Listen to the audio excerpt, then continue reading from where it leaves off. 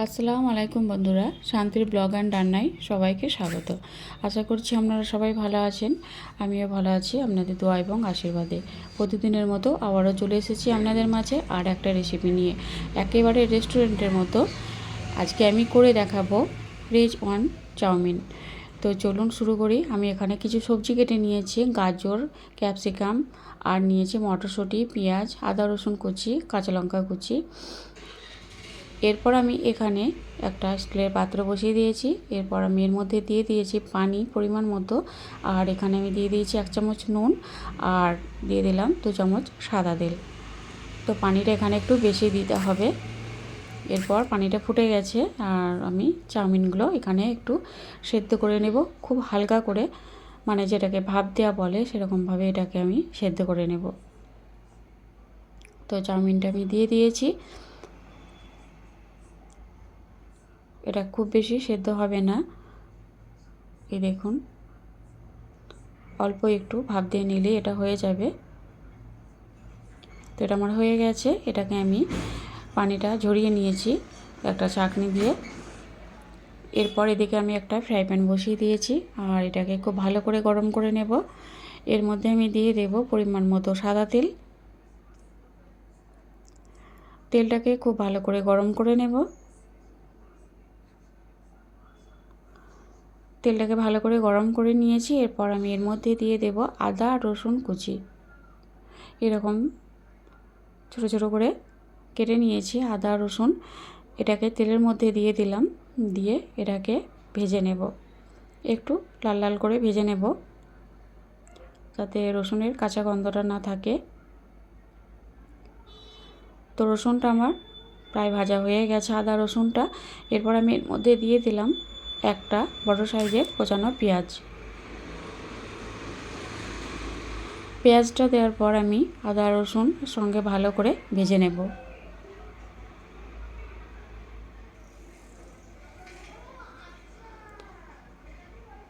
তো পেঁয়াজটা একটু নরম হয়ে এসেছে। এর মধ্যে আমি দিয়ে দিলাম ক্যাপসিকাম কুচি, গাজর কুচি।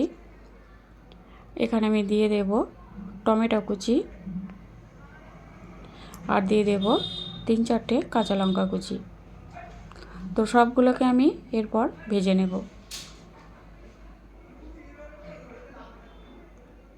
তো এটাকে অবশ্যই ঢাকনা দিয়ে ঢেকে এটাকে এভাবে করে ভেজে নিতে হবে, যাতে সবজিগুলো তাড়াতাড়ি সেদ্ধ হয়ে যায়।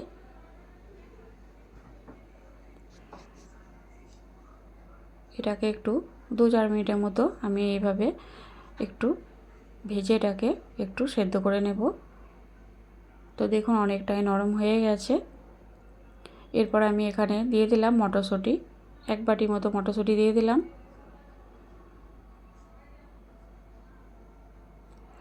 মটরশুঁটিটা দেওয়ার পর আমি এটাকে আবারও ভালো করে এর সঙ্গে মিশিয়ে নিলাম।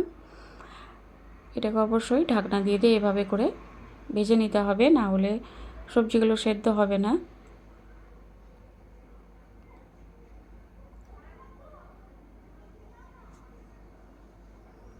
তো এটা আমার প্রায় হয়ে এসেছে।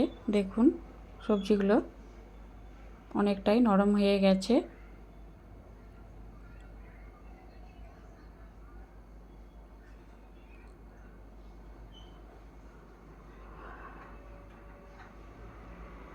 তো এরপর আমি এখানে সবজিগুলোকে এরকমভাবে একটু সরিয়ে নিচ্ছি, কারণ এখানে আমি এরপর দিয়ে দেব ডিম।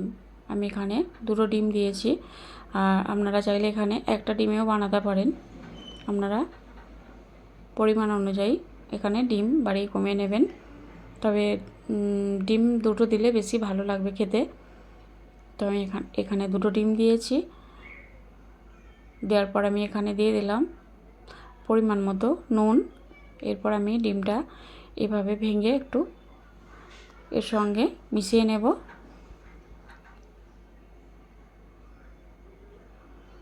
এরপর সবজির সঙ্গে খুব ভালোভাবে ভেজে নেব।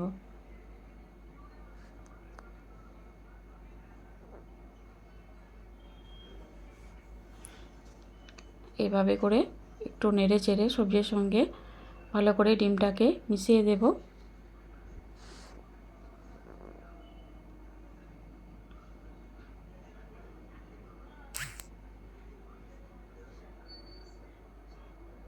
ঠিক যেভাবে আমরা ভুজিয়া বানাই ডিমের, সেভাবে এটাকে সবজির সঙ্গে ভেজে নিয়েছি।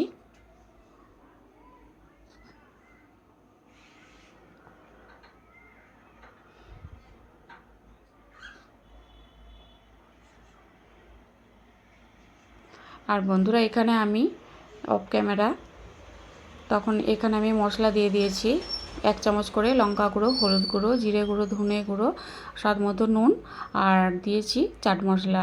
এটা আমি দেখাতে পারিনি, তার জন্য দুঃখিত। এটা অফ ক্যামেরায় দিয়েছি। তো দেখুন, মশলা আর সবজি, ডিম ভালো করে ভেজে নিয়েছি। এরপর আমি এখানে দিয়ে দেব চিলি সস,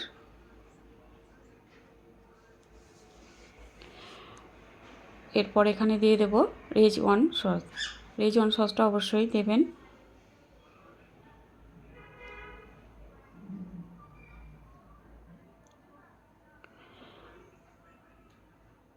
তো দিয়ে দিলাম। এরপর দিয়ে সঙ্গে সবজির সঙ্গে খুব ভালোভাবে সস দুটো আমি এভাবে নেড়ে চেড়ে মিশিয়ে নেব।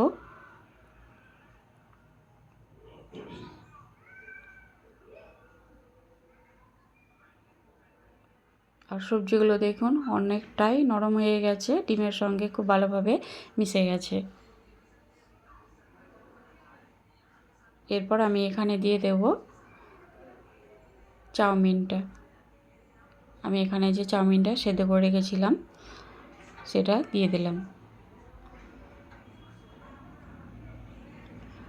সব চাউমিনটা আমি দিয়ে দিয়েছি। এরপর আমি এটাকে এর সঙ্গে মশলা বা সবজির সঙ্গে খুব ভালোভাবে এরকম মিশিয়ে নিতে হবে। এইভাবে মিশিয়ে নেব। আপনাদের যদি এভাবে উল্টাতে অসুবিধা হয় তাহলে আপনারা দুটো কাঁটা চামচ দিয়ে এভাবে উল্টে নেবেন, খুব সুন্দরভাবে এটা হয়ে যাবে। তো দেখুন, আমি সবজির সঙ্গে চাউমিনটাকে খুব ভালোভাবে কাঁটা চামচ দিয়ে মিশিয়ে নিয়েছি। এরপর আমি এখানে সবশেষে দিয়ে দেব ম্যাগি মশলা আর রেজওয়ান মশলা। এটা বাজারে কিনতে পাওয়া যায়। তো সবশেষে এই দুটো দিয়ে দিলাম। তো দিয়ে আর একবার ভালো করে এর সঙ্গে মিশিয়ে নেব। আর দেখুন, দেখতে কতটা সুন্দর লাগছে, একেবারে রেস্টুরেন্টের মতো। আপনারা বাড়িতে বসে এটা বানিয়ে খেতে পারবেন। তো এটা আমার মোটামুটি হয়ে গেছে। দেখুন, গ্যাসটা অফ করে দিলাম। তো বন্ধুরা, রেসিপিটা কেমন হয়েছে অবশ্যই জানাবেন। এই দেখুন, আর আপনারা একবার হলেও বাড়িতে এভাবে করে বানিয়ে খেয়ে দেখবেন আর আমাকে কমেন্টে জানাবেন কেমন হয়েছে। তো আজ এই পর্যন্ত, দেখা হবে পরের ভিডিওতে।